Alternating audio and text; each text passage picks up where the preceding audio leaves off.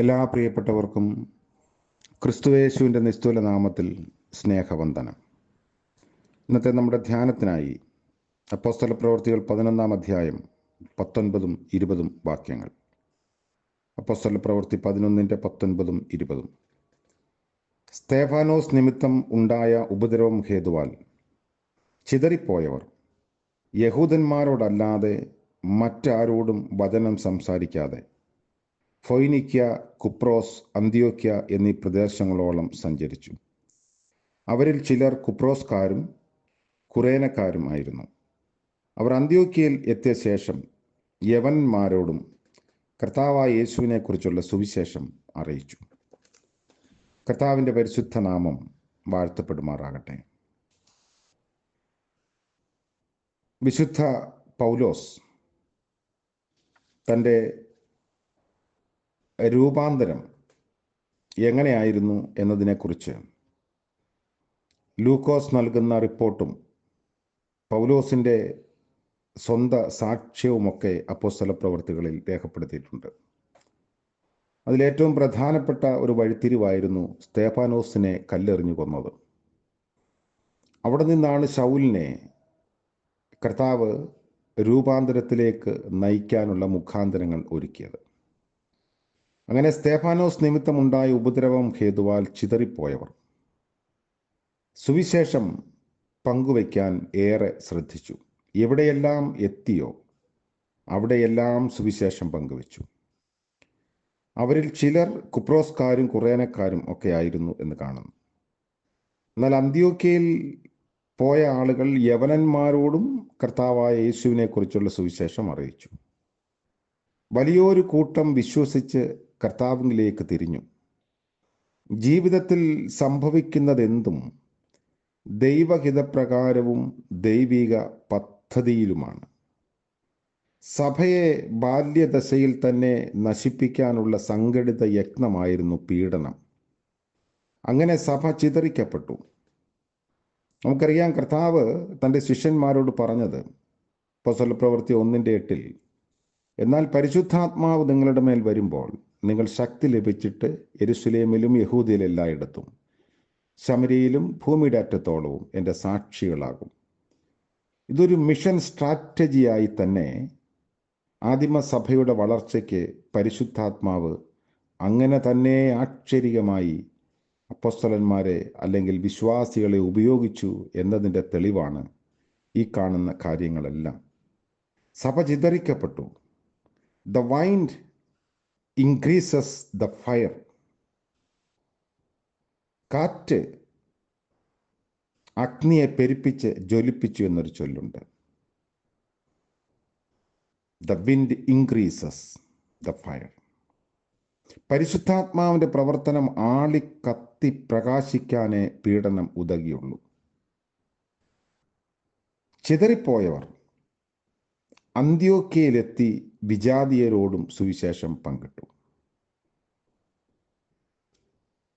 John സ്റ്റോട്ട് പറഞ്ഞ ഒരു sentence ഇങ്ങനെയാണ്: sufferings never silence the believers in their god appointed mission. യവനന്മാരോടും കർത്താവായ യേശുവിനെ കുറിച്ചുള്ള സുവിശേഷം അറിയിച്ചു. യഹൂദന്മാരുടെ ഇടയിലെ പ്രവർത്തനം മതിയാക്കി എന്ന് അതുകൊണ്ട് അർത്ഥമില്ല. വിജാതീയരും സുവിശേഷത്തിൻ്റെ പങ്കാളികളാകണം എന്ന ചിന്ത ഇതിലുണ്ടായിരുന്നു. സുവിശേഷം സകലർക്കുമുള്ളതാണ്. ഭൂമിശാസ്ത്രപരമായ വളർച്ച മാത്രമല്ല, സാംസ്കാരിക വളർച്ചയും ഇതിലടങ്ങിയിരിക്കുന്നു.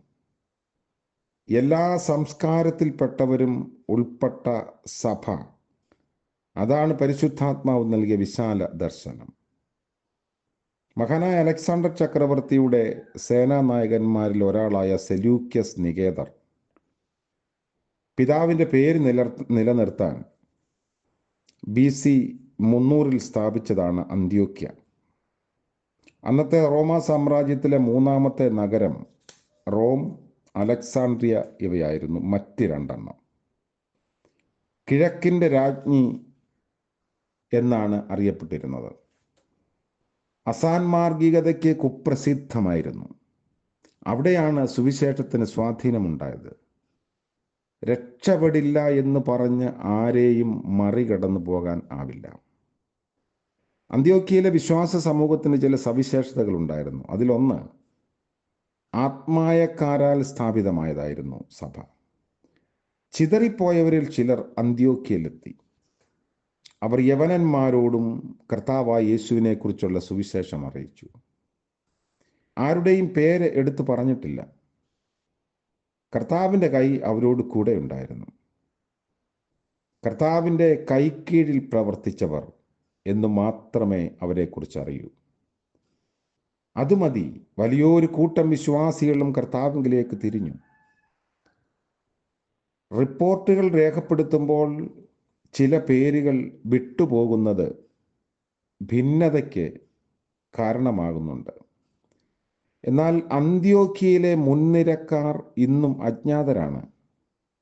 ചരിത്രത്തിൻ്റെ താളുകളിൽ ഇല്ലെങ്കിലും ജീവന്റെ പുസ്തകത്തിൽ അവരുടെ പേരുകളുണ്ട്. ബർന്നബാസും ശൗലും 22-ാം അധ്യായത്തിൽ കാണുന്നു. അന്ത്യോക്യയിൽ വലിയൊരു കൂട്ടം വിശ്വസിച്ച് കർത്താവിനോട് ചേർന്നു. അതുകൊണ്ട് മാത്രമായില്ല, വിശ്വസിച്ചവർ ദൈവകൃപയിൽ വളരണം. അതിന് പ്രബോധനവും കൂട്ടായ്മയും ആവശ്യമാണ്. വിജാതീയരിൽ നിന്നുള്ളവരാണ് വിശ്വാസികൾ.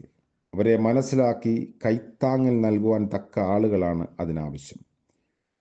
യെരുശലേമിലെ സഭാ നേതാക്കന്മാർ ബർന്നബാസിനെ നിയോഗിച്ചു. അവൻ അതിന് യോഗ്യനാണ്. പ്രബോധനപുത്രൻ എന്നാണ് പേരിൻ്റെ അർത്ഥം തന്നെ. ജന്മനാ യഹൂദനെങ്കിലും വിജാതീയരിൽ നിന്നുള്ള വിശ്വാസികളെയും ദൈവരാജ്യത്തിലെ തുല്യ പൗരന്മാരായി കാണാൻ വിശാല ഹൃദയം ആവശ്യമായിരുന്നു. നല്ല മനുഷ്യനും പരിശുദ്ധാത്മാവിനാലും വിശ്വാസത്താലും നിറഞ്ഞവനുമായിരുന്നു. ഉപദേശം മാത്രമല്ല, അതിനനുസരിച്ച പ്രവൃത്തിയും ഉള്ള മനുഷ്യൻ. പേരുപോലെ ബലഹീനന്മാരെ താങ്ങുന്നവനും ഉൾക്കരുത്തില്ലാത്തവരെ ബലപ്പെടുത്തുന്നവനും കരുതുന്നവനുമായിരുന്നു.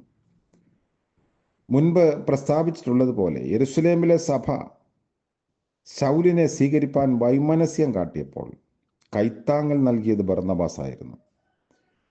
എന്ന് മാത്രമല്ല, പ്രതിസന്ധികളിൽ തളരാതെ മുന്നേറുന്നവനുമായിരുന്നു.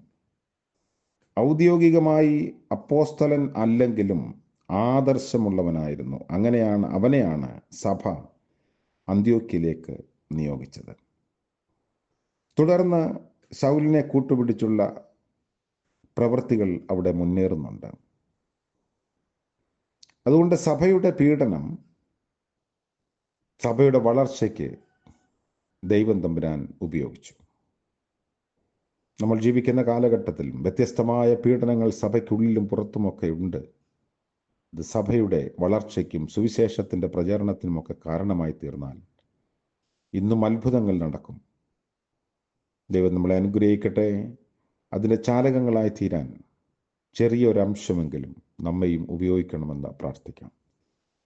കാരുണ്യവാനായ വാഴ്ത്തപ്പെട്ട കർത്താവേ, സ്വർഗീയ പിതാവേ, മനോഹരമായ പുതിയ പ്രഭാതത്തിനായി സ്തോത്രം ചെയ്യുന്നു.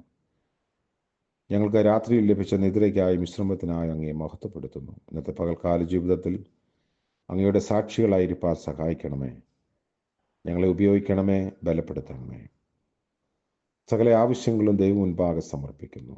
ആരും നിരാശരായി പോകുവാൻ അവിടുന്ന് അനുവദിക്കരുതേ.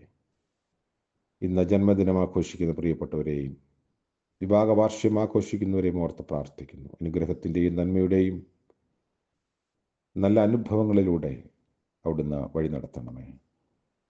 യേശു മശീഹ മൂലം പ്രാർത്ഥന കൃപയോടെ കേൾക്കുമാറാകണമേ. ആമേൻ. ത്രിയേക ദൈവത്തിൻ്റെ ആലോചനയും കൃപയും കാവലും നാം എല്ലാവരോടും കൂടി ഇന്നും എന്നേക്കും ഉണ്ടായിരിക്കുമാറാകട്ടെ. ആമേൻ.